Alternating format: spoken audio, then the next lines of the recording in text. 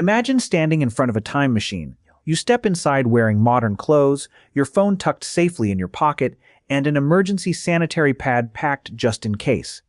Then the door opens in the middle of an ancient village. The language is unfamiliar. The food looks suspicious. The streets smell like no modern street ever should.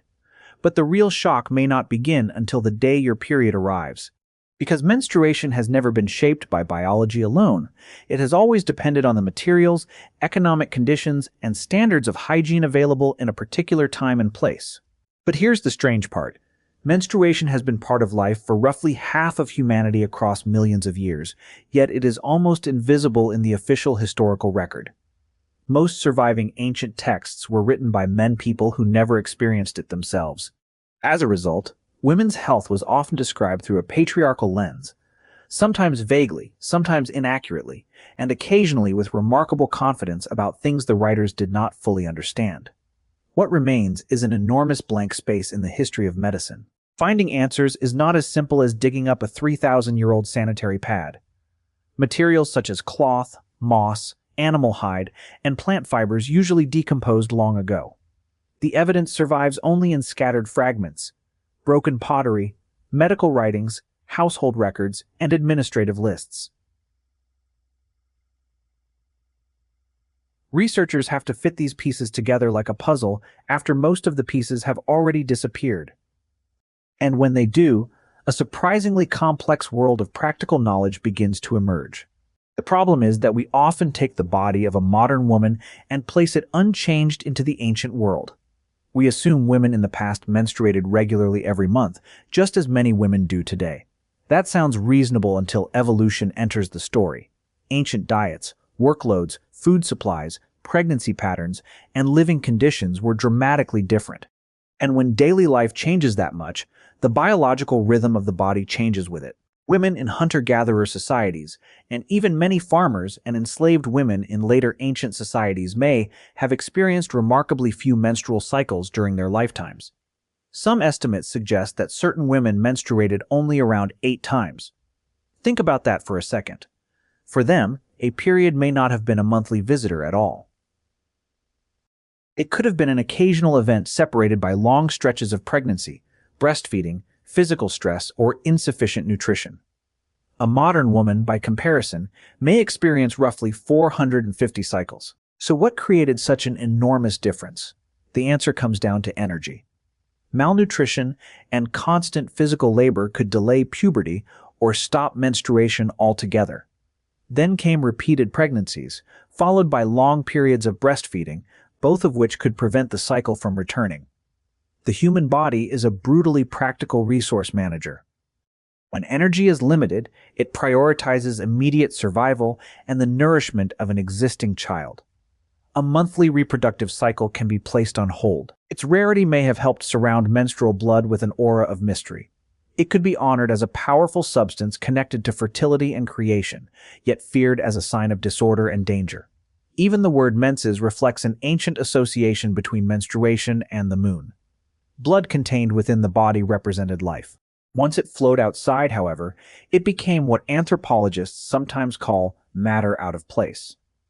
Humans, after all, have always been very good at turning what they do not understand into either a miracle or a curse. But wait, you may have heard that ancient Egyptian women made tampons from softened papyrus, while Greek women wrapped fibers around small pieces of wood. These stories appear everywhere from popular history articles to advertisements for modern menstrual products. They sound clever, practical, and conveniently ahead of their time. There is only one small problem. There is almost no reliable archaeological evidence that women actually used those objects for menstruation. Here's where the story gets even stranger. Part of the myth appears to have grown from mistranslations of Hippocratic medical texts. The word motos was sometimes interpreted as referring to a tampon, but it more likely described pieces of linen soaked in medicine. These were inserted to treat medical conditions or help dilate the cervix, not to absorb menstrual blood. One small translation error survived for generations, because history, much like the internet, has a habit of repeating a claim long after everyone has forgotten to check it. So what did ancient women actually use? The answer was far simpler and much less glamorous. Many allowed the blood to flow directly into their clothing, a practice now described as free bleeding. Others used old strips of cloth known as rakoi, washing and reusing them again and again. Depending on the region and the materials available, women may also have relied on moss, animal hide, raw wool, or scraps of linen. There was no hidden ancient technology, only adaptation, thrift, and practical knowledge passed quietly from one woman to another. In ancient Egypt, the unpleasant consequences of this method often fell to a profession few people cared to discuss: laundry work. In the satire of the trades, washing clothes is described as a miserable occupation, partly because workers had to clean dresses stained with menstrual blood, referred to as HSMN. Records from the workers' village of Deir el-Medina suggest this was not simply a literary exaggeration. Women likely allowed the blood to soak into their clothing, while someone else had to deal with the aftermath. History can be remarkably practical and remarkably difficult to wash out. Roman women appear to have developed a solution better suited to crowded urban life. They could wear a loincloth-like garment called a sublegaculum, using it to hold soft wool, cotton, or folded cloth in place. That would have made movement easier during exercise, public bathing, or ordinary travel through the city. Some medical writings also mention wrapping bands tightly around the groin during heavy bleeding, using simple mechanical pressure to reduce the flow. In China, the solution took the form of a small pouch tied around the waist. It might be filled with plant ash, rough cotton, or handmade paper. The ash absorbed moisture, while its alkaline properties may also have helped control odor and slow bacterial growth. Here's the surprising part. Versions of these menstrual pouches were passed down through generations and reportedly remained in use in some places into the 1970s.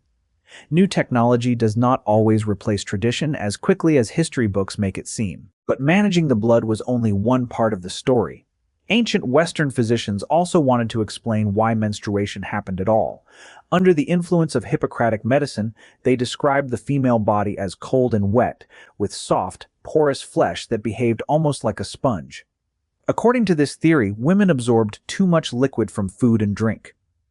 It sounded scientific, at least in an age when a confident explanation could sometimes stand in for actual evidence. From that idea came the belief that menstruation was a form of catharsis, a necessary monthly cleansing. The body supposedly had to release excess blood and fluid in order to preserve the proper balance of its internal humors. A regular flow was treated as a sign that the system was working correctly. But when menstruation stopped, physicians believed something dangerous was building inside. And this is where ancient medicine moved from merely strange to genuinely alarming. They imagined that retained blood would decay and then travel backward through the body, reaching the heart, lungs, or brain. Missed periods were therefore blamed for fever, hallucinations, panic, and serious changes in behavior, especially among young women.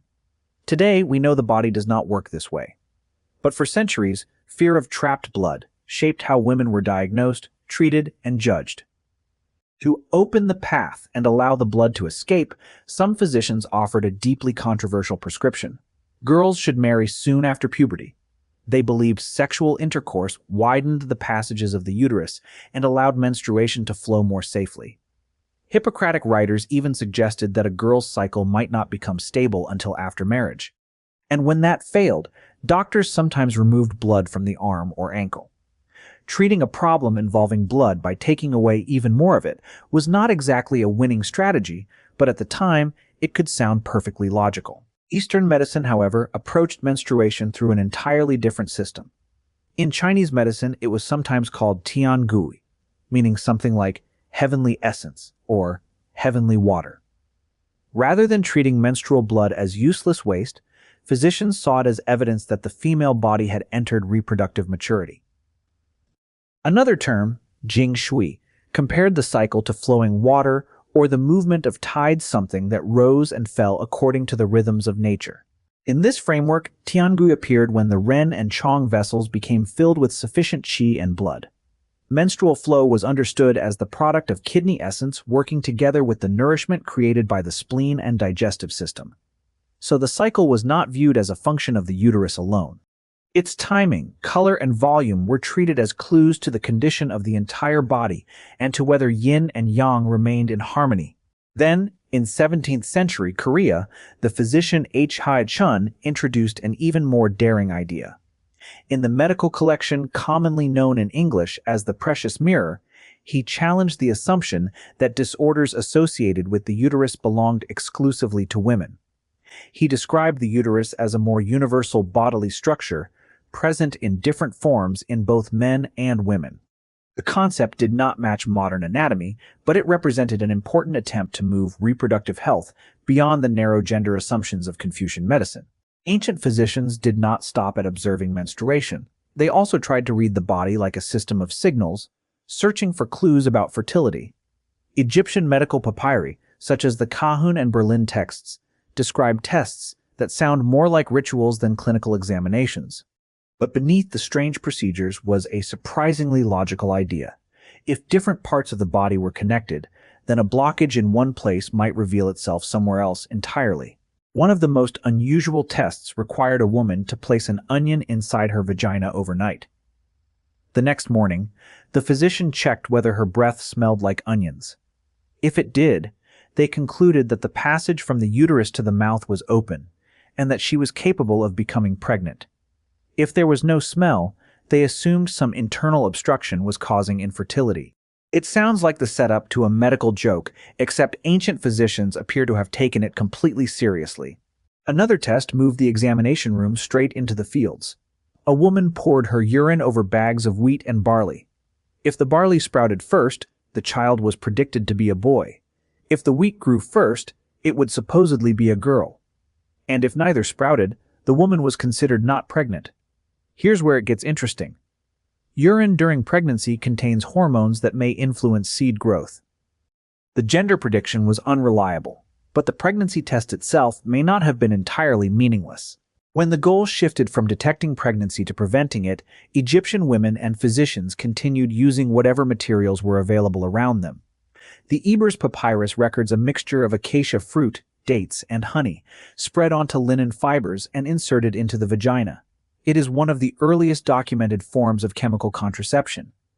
There were no laboratories, no sterile packaging, and certainly no glossy instruction leaflet-only plants, observation, and generations of trial and error. But here's the surprising part. When acacia ferments, it can produce lactic acid, creating an environment that is less favorable to sperm. That mechanism bears some resemblance to the way certain modern contraceptive products work. This does not mean the ancient formula was consistently safe or as effective as modern medicine, but it shows that traditional knowledge could sometimes reach a genuine chemical principle thousands of years before anyone knew how to name the molecule involved. And that was the more encouraging side of the story. Roman medicine also recommended mixtures containing white lead and plant resin wrapped in wool and inserted to prevent conception. Mechanically, the material may have acted as a barrier. Medically, it was a disaster. Lead exposure could cause severe poisoning, damage internal organs, trigger pregnancy loss, and permanently impair fertility. Medical history has an unsettling habit of discovering that something works long before understanding what it costs. In Mesoamerica, the Aztecs relied on a plant known as zoapatl. A preparation made from it was used to encourage labor, regulate menstruation, and stimulate uterine contractions. Modern studies suggest that some of its compounds may indeed affect the smooth muscles of the uterus. Versions of this knowledge continue to survive among Nahua communities today. A remedy lasting for centuries is not automatically safe, but it does show that medical memory can outlive entire empires. Yet menstruation was never only a medical issue. It also stood at the center of a struggle between two powerful ideas, purity and danger. Anthropologist Mary Douglas described this tension through the concept of matter out of place. Blood inside the body represents life, but once it appears outside, it crosses a familiar boundary. And human beings often respond to broken boundaries with rituals, restrictions, and sometimes fear. Pliny the Elder pushed that fear almost into the supernatural. He claimed menstrual blood could sour wine, dull blades, and damage crops. Yet, strangely enough, the same substance was also said to cure headaches or epilepsy when mixed with rose oil. Something capable of destroying nearly everything and healing serious illness at the same time sounds deeply contradictory. But people have always assigned the greatest powers to the things they understand the least.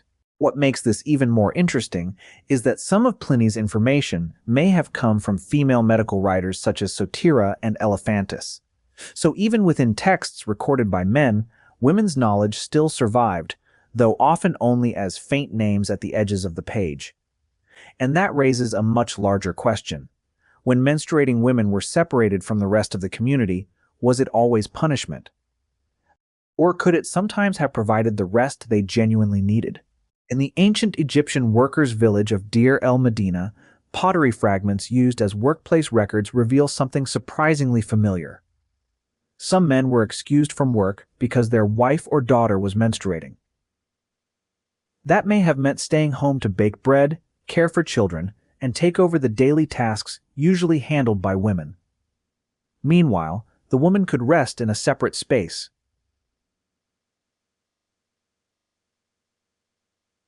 Time off for a family reason, with daily life still supported. It sounds unexpectedly modern. So a women's place was not necessarily a cruel form of exile. In some communities, it may have functioned as a socially accepted retreat, giving women a temporary escape from heavy labor and a chance to receive support from other women. The real difference comes down to one simple question. Was she pushed away because she was considered impure, or given space because she needed rest? From the outside, the two situations may look almost identical. Their meaning, however, could not be more different. But here's where the story becomes more complicated. In communities strongly shaped by religious law, menstrual separation could come with strict limits. Jewish laws of Niddah required couples to avoid intimate contact during menstruation, followed by ritual immersion in a mikveh before marital relations resumed. At some Greek temples, stone inscriptions also prohibited menstruating women from entering sacred spaces because of concerns about ritual impurity. Yet menstrual blood was not connected only to prohibition. At sanctuaries dedicated to Artemis, young women could offer beautiful garments to mark important transitions such as their first period, marriage, or childbirth. Artemis protected women during the most dangerous turning points of their lives. The clothing was more than a gift. It was an expression of gratitude for crossing a biological threshold safely and entering a new stage of life. For much of history, knowledge about menstruation, childbirth, contraception, and medicinal plants passed through networks of midwives, female healers, and older women. They learned through observation, experience, and collective memory. But over time, ownership of that knowledge began to shift. Starting around the 16th century, medicine became increasingly organized through schools, printed books, and professional associations institutions from which women were often restricted or excluded. By the 17th and 18th centuries, male physicians were taking greater control over reproductive medicine. Technical writings helped transform menstruation from a familiar biological process into a condition that required observation, supervision, and intervention. Women's bodies were often described as weaker, less predictable, and more vulnerable to disease. What had once been managed within households and communities moved into the clinic. Medicine advanced, but women's control over their own bodies did not always advance with it. And that was only part of the transformation. As menstruation became medicalized and associated with weakness, women were increasingly taught to hide it. Experiences once shared openly across generations were pushed into silence, shame, and embarrassment. The blood itself had not changed. Society's interpretation of it had. Medical knowledge does not merely describe the body. Sometimes it also reveals the power structures of the age that produced it. Even in the 20th century, that struggle was far from over. Inventor Mary Kenner developed an adjustable sanitary belt designed to hold absorbent material securely and comfortably in place. But efforts to commercialize her invention were obstructed by both sexism and racism. An idea that could have improved daily life for millions of women was rejected not because it lacked value, but because society refused to value the woman who created it. That is why the journey from moss, animal hide, and reused strips of cloth to sanitary pads, period underwear, and menstrual cups is about far more than absorbent materials. It is also the history of women gaining the freedom to attend school, work, travel, and move through public life without treating a natural bodily function as a source of shame. Every small improvement returned a little more time, privacy, comfort, and control. The next time you notice a small menstrual product sitting quietly on a store shelf, think about the long history behind it. From mistranslated medical texts and dangerous remedies to isolation practices and inventions that were once rejected, the history of menstruation is also a history of health, power, and freedom. Access to hygiene products and cycle tracking may feel ordinary today, but that ordinary reality is the result of thousands of years of adaptation, struggle, and learning to listen more carefully to the human body.